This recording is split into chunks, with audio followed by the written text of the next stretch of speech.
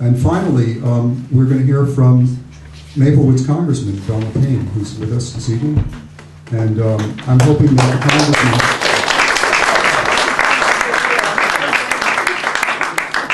I'm hoping that he can comment on some of the discussion that precedes him.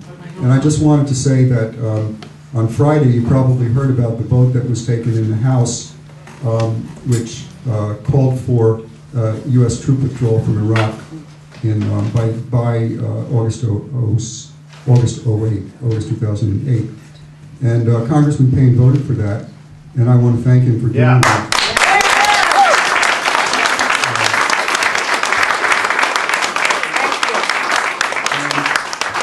But it's a little bit more complex than that, because I know that there are some critics who said that, well, this doesn't go far enough, doesn't go off the funding. Well, Congressman Payne has voted against the funding before it was anywhere near being a popular thing to do. And I know that his reason for voting for this bill is because he understood that this is politically the best thing that we can get to move the process toward really ending the war and bringing the troops home. So, once again, thank you.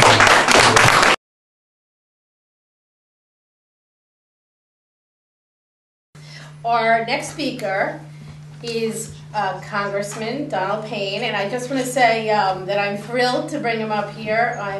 It's one of the great parts of living in Maplewood is I get to have a congressman who has voted against this war consistently, who has stood up in Congress and said we need to stop the killing in Darfur, who has stood for most things that I really truly care about, and Congressman Payne represents all of Maplewood and part of South Orange, and I'd like to bring him up and hear his thoughts. Thank you.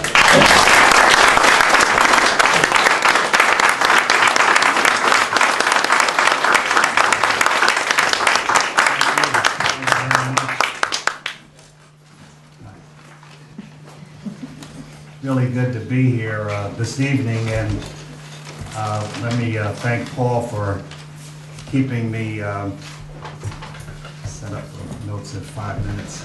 My introduction is going to be 5 minutes. I brought it up after you thanked me. But let me, I'm not known to be long-winded. Now let me certainly say it's a pleasure to be here, and to have such progressive local elected officials is really a delight to the mayor. We've been on the same trails. We have a great green building going up for the new police activities, and that's good. I think that if we start thinking more about how we can make our society more environmentally friendly, we're going to be far ahead. It's good to see Victor Luca, of course, and Ms. Byers. Nice to have your kind introduction. Good to see Dan O'Flaherty. Been around for a while. Dan and I go way back.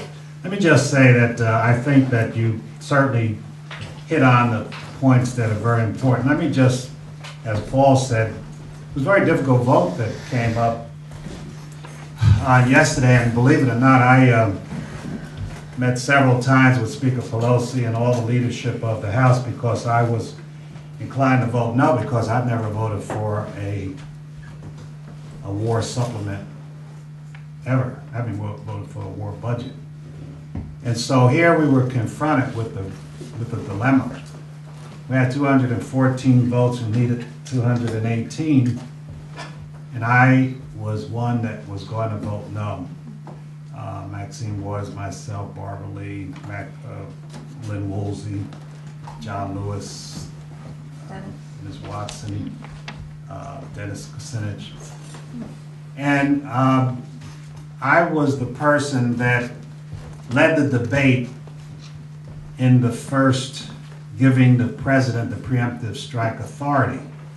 What happened was the International Relations Committee, of which I'm a member, was the authorizing committee for that legislation, and Paul, I'll take 6 minutes. I won't stick to it.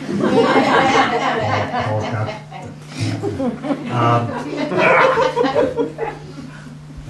but what happened was that at that time there was a lot of support on the Foreign Affairs Committee, International Relations Committee at that time, is now Foreign Affairs Committee, for giving the president preemptive strike authority.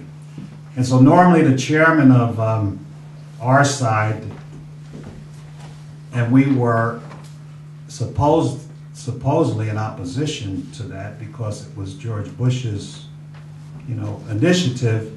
So the Republicans were going to argue for it, and the Democrats ostensibly were supposed to be arguing against it. However, our ranking member at that time, Mr. Lantos, Tom Lantos, was not opposed to it. In other words, he supported, he was with the Republican giving Bush that authority. And right down the line, the members who had more seniority were all for this preemptive strike authority. It was Berman and Ackerman, and right down the line, and it got down to me. And even though I was not in the seniority that should have had that opportunity, it came to me because I was the first Democrat that totally opposed this. First of all, we should not give the executive branch, those fellas who sat around and wrote that Constitution, Adams and Bill Penn and all those guys, they said there should be the separation. And the right to declare war is in the hands of the Congress. And to give that authority to the president, to me, number one, it made no sense, even if the president had good sense. And so anyway, I argued the opposed to it for 2 days in the well, 12 hours, 14 hours a day. And as you know, the president got the preemptive strike authority. So anyhow, when this vote came up, it was a way to look at it. We, time was out and I hadn't voted. Everyone said, what was he going to do? And I didn't know. Believe it or not, 15 minutes to vote. 15 minutes had gone. There was no time on it. And I'm up there with no vote because I was still undecided. Believe me, I almost felt I voted against my conscience because I'm opposed to war. So how could you fund it with the surge in it? However, on the other hand, they would have said George Bush won because this date for withdrawal was defeated. Now, that's a pretty tough, when you know that your vote is really going to make the difference in this whole thing. So it was believe me, that 15 minutes seemed like 150 days when I was standing there because you get 15 minutes to vote. And finally, I just felt that Speaker Pelosi didn't need a defeat to say Bush won because that's what it would have said.